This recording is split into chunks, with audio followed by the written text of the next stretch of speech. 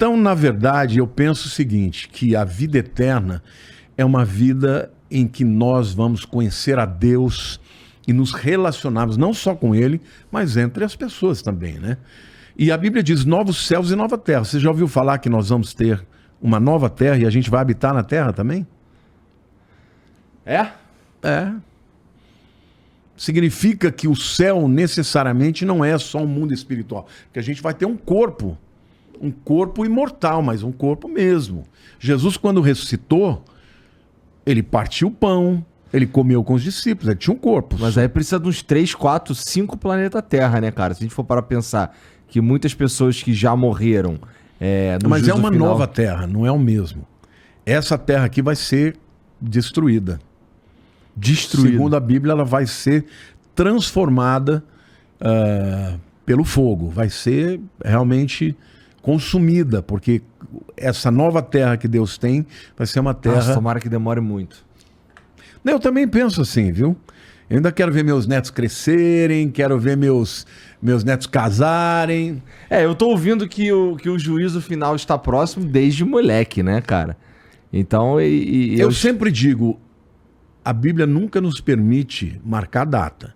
Agora, para quem estuda, percebe que os elementos necessários para que o Apocalipse se cumpra estão aí. Por exemplo, lá no livro de Apocalipse, tem 2 testemunhas que vão proclamar a Deus dentro desse sistema do anticristo. Então eles vão ser uma pedra no sapato do anticristo. E esses caras vão ser mortos em praça pública, em Jerusalém. E a Bíblia diz que o mundo inteiro vai ver isso e trocar presentes. Como é que isso é possível? Como é que isso é possível? Através da internet. Isso só seria possível num mundo em que você enxerga a distância.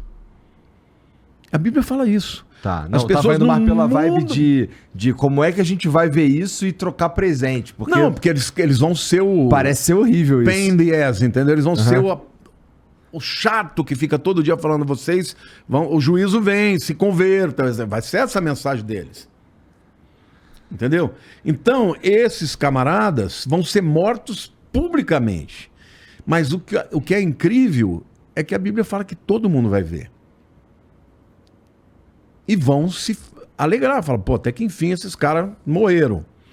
Outra coisa, por exemplo, a Bíblia fala de um exército que vem contra Israel de 200 milhões de homens, do leste de Israel. No tempo em que João escreveu, não tinha 200 milhões de pessoas no mundo.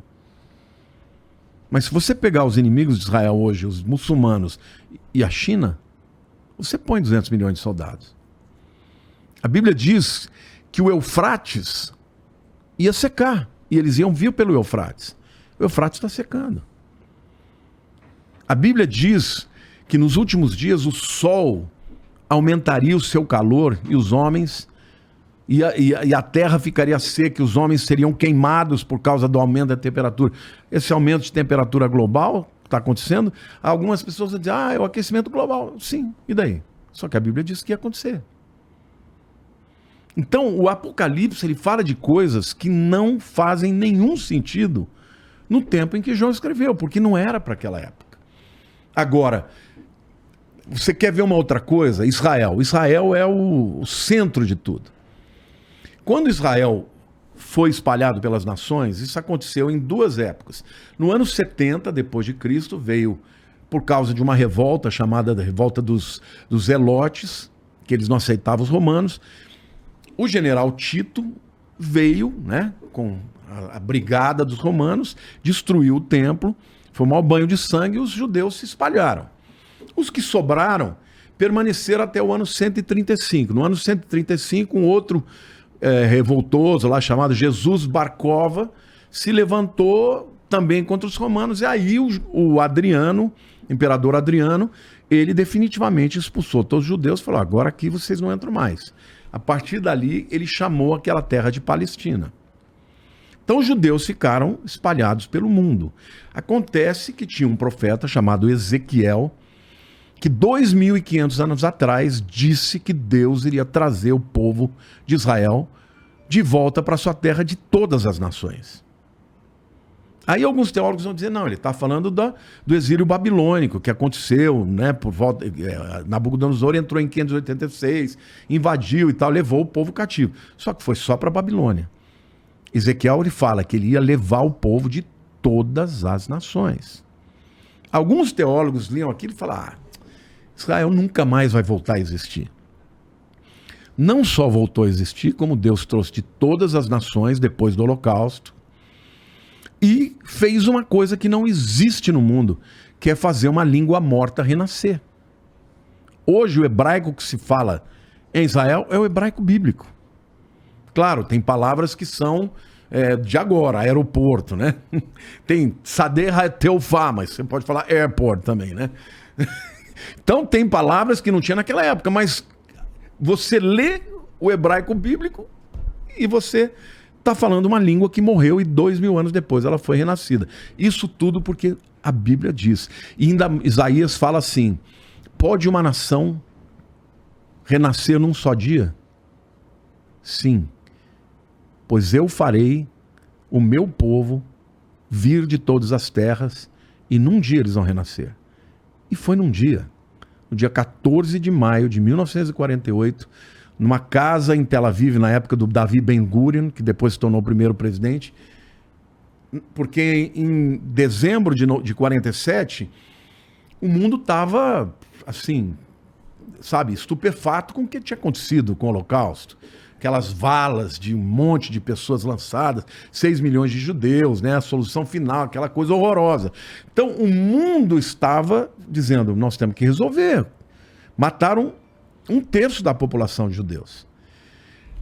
Os judeus entravam nos navios, iam para as nações, ninguém recebia. Mandava embora. Aí a ONU chegou e falou, não tem jeito, nós temos que resolver isso. Fizeram um plano chamado de plano de partilha, onde que eles pegavam a Palestina e davam a pior parte para os judeus e davam a melhor parte para os palestinos. Foi aprovado com um voto, o voto de Minerva, inclusive do nosso Oswaldo Aranha, só que a ONU aprovou, mas não fez acontecer. Então, de dezembro até 14 de maio, ninguém fez nada, ia ficar por isso mesmo. Porque as nações da Liga Árabe não aceitaram, pressionaram. E aí o Davi Ben-Gurion juntou ali um grupinho de pessoas, fez uma transmissão de rádio ao vivo e falou, hoje nasce o Estado Independente de Israel. Num dia, como a Bíblia disse. No dia seguinte, começou a Guerra da Independência. Todas as nações árabes contra Israel. Agora pensa, um povo que tinha vindo, refugiados, que não tinham armas, que não tinham nada, e esses camaradas em 1 ano e meio venceram todo mundo. Ao final daquela guerra, Israel tinha aumentado o seu território. Mão de Deus. Existe um documentário chamado Against All Odds, contra todas as probabilidades, que foi feita por um jornalista do New York Times, um judeu, nem religioso o cara é. Esse camarada foi e fez um monte de perguntas para tanto árabes quanto judeus, que participaram tanto da Guerra da Independência e depois da Guerra dos 6 Dias, que aconteceu em 67, junho de 67. Sabe o que acontecia? Os camaradas diziam assim, ó, a gente ia soltar foguete, não fazia, não soltava. A gente ia tentar comunicação, não dava. E a hora que a gente viu, os judeus já vinham e tomavam a gente. Então, houve intervenções. Tem até um testemunho que eu achei incrível. Um árabe diz que viu o pai Abraão olhando feio para ele, dizendo assim, não faça isso. Abu Ibrahim. E os caras assim, com um destacamento para pegar um grupo de judeus que estava coado, os caras foram embora porque tiveram uma visão. Então, assim, eu creio que a intervenção de Deus para com a nação de Israel, ela foi extraordinária e continuará sendo, porque Deus falou, nunca mais, depois que eu os trouxer de volta, eles vão deixar a sua terra. Agora, o mundo inteiro, quando for buscar esse acordo de paz, vai ser em função disso, de Israel, judeus, muçulmanos e cristãos. E o proponente desse acordo de paz, que vai ser um enganador, vai ser o anticristo. Interessante. Uma leitura bem interessante mesmo.